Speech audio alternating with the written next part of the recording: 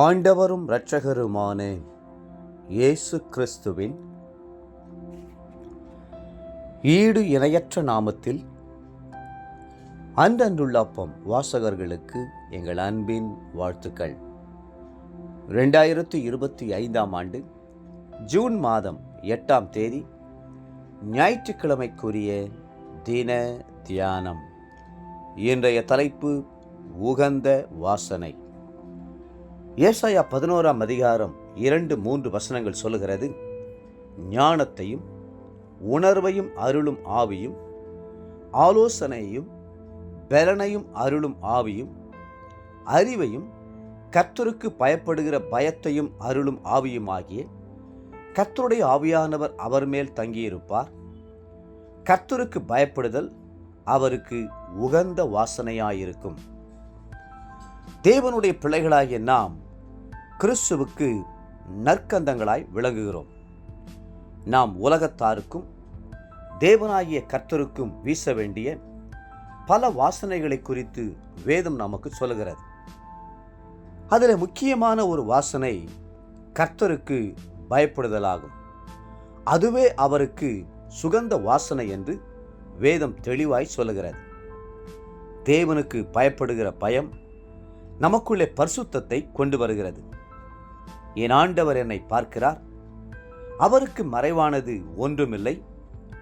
என்னுடைய நினைவுகள் தோற்றங்களை விட தூரத்திலிருந்து அறிகிறவர் என்று எந்த மனுஷன் உணர்வடைகிறானோ அவன் நிச்சயமாகவே பாவத்துக்கும் தீமைக்கும் விலகி தன்னை பாதுகாத்துக் கொள்கிறான். யோசேப்பின் வாழ்க்கையிலே தேவனுக்கு பயப்படுகிற பயம் இருந்தது. தன்னுடைய சொந்த எஜமாட்டி அவனை விபச்சாரத்துக்கு அழைத்தபோது, இவ்வளவு பெரிய பொல்லாப்புக்கு உடன்பட்டு நான் தேவனுக்கு விரோதமாய் பாவம் செய்வது எப்படி என்று யோசேப்பு கேட்டார். தேவ பயமே பாவத்துக்கு விலகி ஓடும்படி யோசேப்பை தூண்டியது.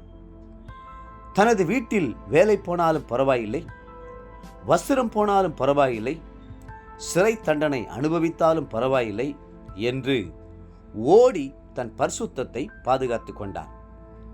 ஆகவே யோசேப்பை கர்த்தர் எகிப்திலே பெரிய அதிகாரியாய் உயர்த்தி கனம் பண்ணினார் என்பதை நாம் வேதத்திலிருந்து அறிகிறோம்.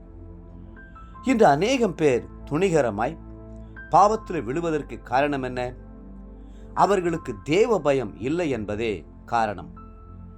ஒருவரை ஒருவர் குற்றப்படுத்தி தாக்கி எழுவதற்கும் தேவ பயமில்லை என்பதே காரணம். எதற்கெடுத்தாலும் கோர்ட்டுக்கும் வக்கீலிடமும் செல்லுவதற்கும் கள்ள சாட்சி சொல்லுவதற்கும் தேவ பயமில்லை என்பதே காரணமாய் இருக்கிறது. கர்த்தருக்கு பயப்படுதலே ஞானத்தின் ஆரம்பம். மூடர் ஞானத்தையும் போதகத்தையும் அசட்டை பண்ணுகிறார்கள் என்று நீதிமொழிகள் 1:7 வேதம் சொல்லுகிறது. பாவத்துக்கு விலகுகிற ஒரு ஞானம் உண்டென்றால் அது கர்த்தருக்கு பயப்படுகிற பயத்திலிருந்துதான் ஆரம்பமாகிறது. அதுவே உண்மையான ஞானமும் கூட. கர்த்தர் அன்புள்ளவர்தான், நம்மை நேசிக்கிற தகப்பன்தான், தாய் தேற்றுகிறது போல தேற்றுகிறவர்தான். அதே நேரத்தில் அவர் மிகவும் கண்டிப்புள்ளவர். நாம் அவருக்கு கனத்துடனே பயப்பட வேண்டும் என்று எதிர்பார்க்கிறவர்.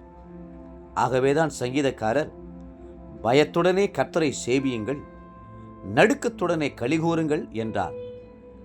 கர்த்தருக்கு பயப்படுகிற பயமோ முழுக்க முழுக்க வித்தியாசமானது. அப்படி பயப்படுகிறவன் கர்த்தருக்கு உகந்த வாசனையாய் இருக்கிறான்.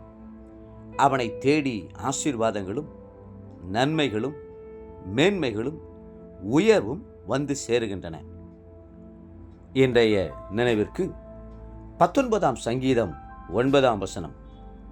கர்த்தருக்கு பயப்படுகிற பயம் சுத்தமும் என்றென்றைக்கும் நிலைக்கிறதுமாயிருக்கிறது. கர்த்தருடைய நியாயங்கள் உண்மையும் அவைகள் அனைத்தும் நீதியுமாயிருக்கிறது. இன்றைய வேத வாசிப்பு காலை 2 நாளாகமம் 30 மற்றும் 31ஆம் அதிகாரங்கள், மாலை யோவான் 18ஆம் அதிகாரம் 1-18 முடிய. அன்புக்குரிய அன்றென்றுள்ளப்பம் வாசகர்களே, மீண்டும் உங்களை வாழ்த்துகிறோம். கர்த்தருக்கு பயந்து உகந்த வாசனையாயிருங்கள். கர்த்தர்தாமே உங்களை ஆசீர்வதித்து மென்மேலும் உயர்த்துவாராக. ஆமென். ஆமென்.